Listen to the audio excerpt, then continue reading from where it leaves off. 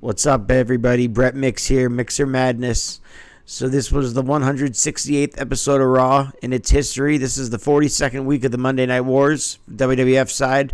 It went live on the USA Network from the Key Arena in Seattle, Washington, the night after In Your House International Incident, July the 22nd, 96. Ratings were for Raw at 2.2, and for Nitro, it was a 2.6. So both WWF Raw and Nitro both took a hit this night. It was... I think it was almost, I was going to say it's 4th of July, but no, it was just in the middle of summer. A lot of people are not really into the cable that much at this time of the year.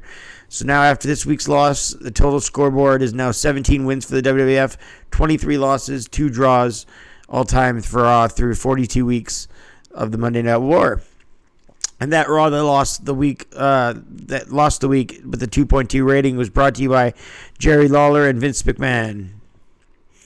We open the show now, and it's the Wild Man, Mark Mero, with Sable against the Goon.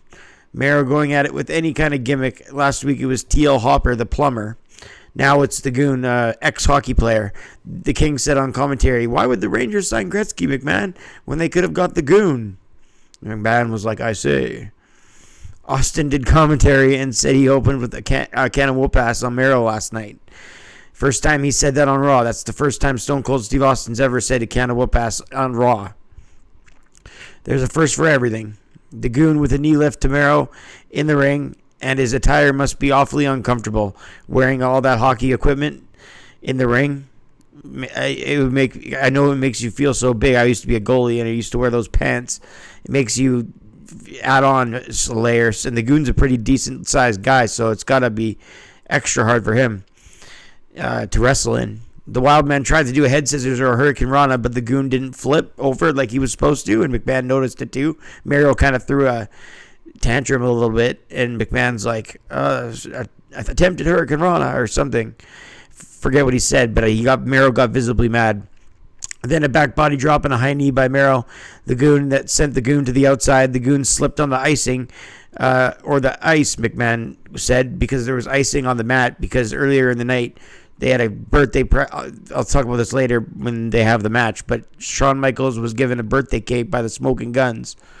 So that birthday cake got in on Sonny's face. So by Ahmed Johnson, they put a cake in Sonny's face, and there's icing all over the mat. So the Goon slipped on the icing, and McMahon says, or the ice, or as it would, because he's a hockey player. I didn't think hockey players were supposed to do that, McMahon says. Mero wins in the end after a leg drop from the top rope. We only went a few minutes long. I rated it a star. Backlund does some campaigning in the crowd, wanting to be president. Clarence Mason tries to bring Crush back in the back. He's talking about how he wants to bring his man into the Wrestling Federation, and you don't see his face. You just see Crush's back. But I know it's Crush because I know what he looks like.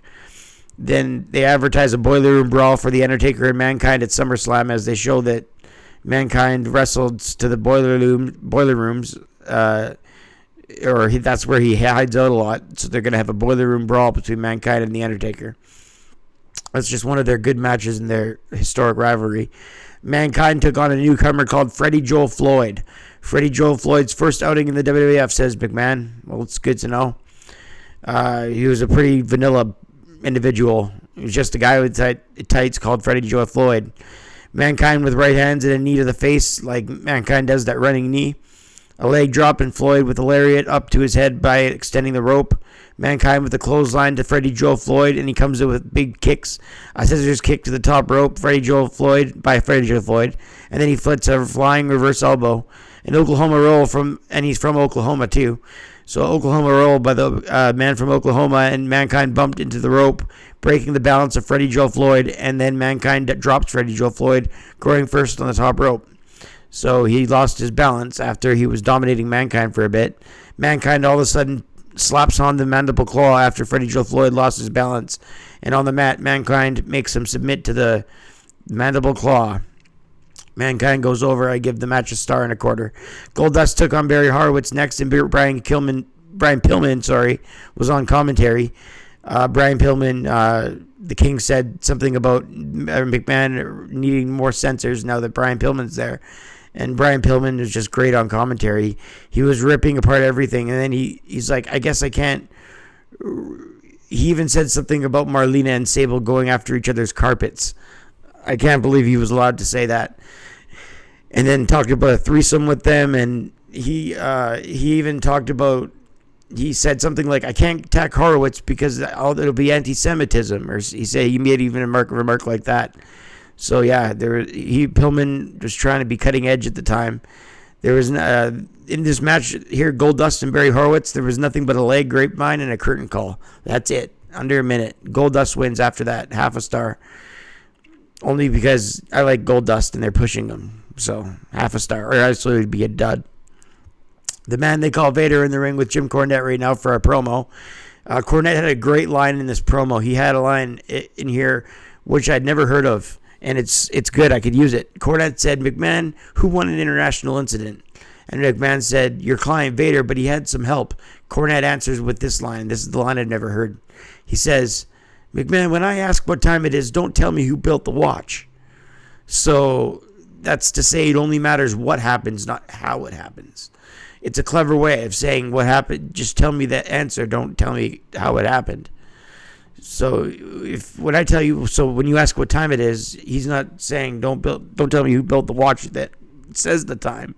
So he's pretty much telling me, don't give me the extra details, just give me the answer. That's a clever. That's the reason why him and Paul Heyman and Bobby Heenan were so great, because they had such great metaphors, and they were so quick-witted. They were just so great. And they made great managers, and they make great mouthpieces. So that's why Vader had a great mouthpiece. They usually give monsters who aren't the best talkers mouthpieces, like Yokozuna. They gave 2 mouthpieces. They have a Japanese one, Mr. Fuji, and then Jim Cornette's an English translator. So they had 2 of them from Yokozuna. But Brock Lesnar with Heyman, Heenan with the Heenan family, etc., etc., etc. Cornette with all of his men. British Bulldog, for instance. Owen Hart can cut promos, but Owen just happened to be in the gang. It's not like Owen needed the help. The Bulldog and Vader, on the other hand, they could have been helped out by Cornette, and they were. The main event was Shawn Michaels and Ahmed Johnson versus Smoking Guns for the Tag Team Championship. It was HBK's birthday earlier, and Sonny got him a cake and a ruse to have the Smoking Guns jump HBK and Ahmed, just like Cam Cornette did that ruse with the parking lot last week. It was a ruse this week by the Smoking Guns to jump Shawn Michaels when Lassie gets the cake. Sonny pushes the cake in, and the Smoking Guns come from behind. And Sonny claps, and she's so proud of herself. So Ahmed Johnson comes out on the outside, picks up the cake. Sonny turns around, and Ahmed Johnson stuffs it in her face.